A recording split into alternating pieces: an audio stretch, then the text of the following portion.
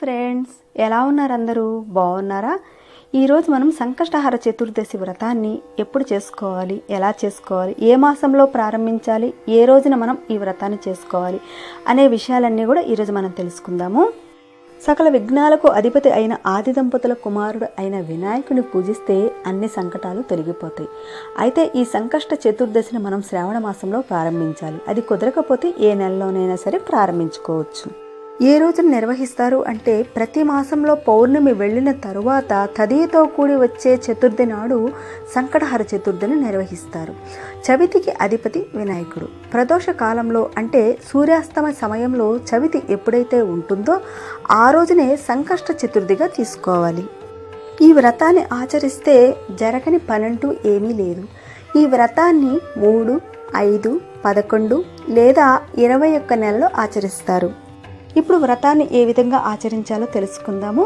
ముందుగా ఆ రోజు ఉదయాన్నే లేచి శుచిగా తలస్నానం చేసి ఎరుపు వస్త్రములను ధరించి గణపతిని పూజించిన తరువాత ఎరుపు లేదా తెలుపు జాకెట్ పీసు కానీ లేదా సుమారు 1/2 మీటర్ చదరం గల కాటన్ గుడ్డను కానీ తీసుకొని గణపతి ముందు ఉంచి దానికి పసుపు పెట్టి చిటికెడు కుంకుమ వేసి స్వామిని తలుచుకొని మనసులో ఉన్న కోరికను మనసారా స్వామికి తెలిపి 3 గుప్పెళ్ల బియ్యాన్ని అందులో పొయ్యాలి.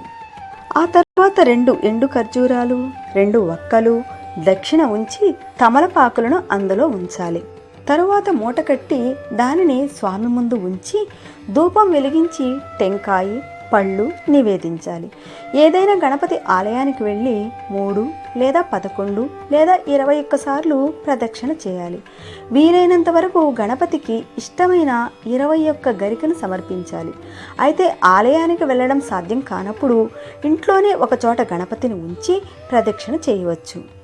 ఇక్కడ మనం గుర్తుపెట్టుకోవాల్సిన విషయం ఒకటి ఉంది. మనం ఉదయం పూజ చేసిన గణపతిని తీయకూడదు. ఎందుకంటే సూర్యాస్తమయం అయిన తర్వాత గణపతిని మళ్ళీ పూజించాల్సి ఉంటుంది. ఇక సూర్యాస్తమయం అయిన తర్వాత స్నానం చేసి ఎరుపు వస్త్రాలను ధరించి స్వామి ముందు దీపం వెలిగించి షోడశోపచారాలతో అర్చించాలి. ఇంకా ఆ గణపతికి హేరంబ గణపతి మహామంత్రాన్ని, విఘ్నేశ్వర శతనామావళిని పఠించాలి. దాంతోపాటుగా విఘ్నేశ్వరుడికి ఎరుపు రంగు పుష్పాలతో పూజ చేయాలి. పూజ చేసిన తర్వాత గణపతికి 10 నువ్వుల ఉండలను నైవేద్యంగా సమర్పించాలి. అయితే ఈ సంకష్ట చతుర్దశి రోజున సూర్యాస్తమయం వరకు ఉడికించిన పదార్థం కానీ ఉప్పు కలిసిన పదార్థం కానీ తినకూడదు. పాలు, పండ్లు తీసుకోవచ్చు. చంద్రోదయం అయిన తర్వాత చంద్ర దర్శనం లేదా నక్షత్ర దర్శనం చేసుకోవాలి. ఆ తర్వాత చంద్రునికి 3 సార్లు అర్ఘ్యం ఇవ్వాలి. ఇచ్చిన తర్వాత చంద్రునికి ధూప దీప నైవేద్యాలను సమర్పించాలి. చివరిగా గణపతికి నైవేద్యంగా పెట్టిన ఈ ఉండలను 5 ఇంటిలోని కుటుంబ సభ్యులకు అందచేసి మిగతా 5 మనం స్వీకరించాలి. అయితే నియమం పూర్తయిన తర్వాత ముడుపు కట్టిన బియ్యంతో పొంగల చేసి స్వామికి నివేదించి సాయంత్రం భుజించాలి. ఈ సంకష్ట చతుర్దశి మంగళవారం వస్తే దానిని అంగారక చతుర్దశి అంటారు. సంకట చతుర్దశి మంగళవారం రావడం ఒక విశేషం. అంగారక చవితి రోజున గణపతిని పూజించడం వల్ల జాతకంలో ఉన్న కుజ దోషాలన్నీ కూడా పరిహారం అవుతాయి.